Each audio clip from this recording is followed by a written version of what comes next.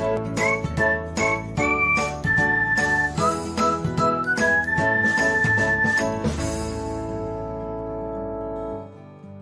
everyone, welcome back to another episode of Technologyglance.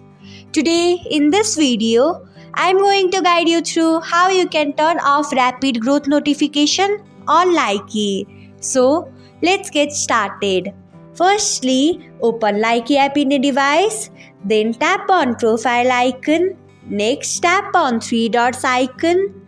After that, tap on settings.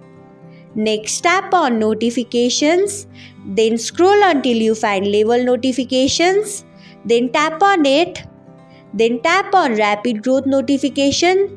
So this is how you can turn off rapid growth notification on Likee. Thanks for watching. If you found this guide helpful, we would love it if you hit the thumbs up button below. We upload great new tech tutorials like this one every day. So don't forget to subscribe to our channel and hit the bell icon to get an update as soon as we post a video.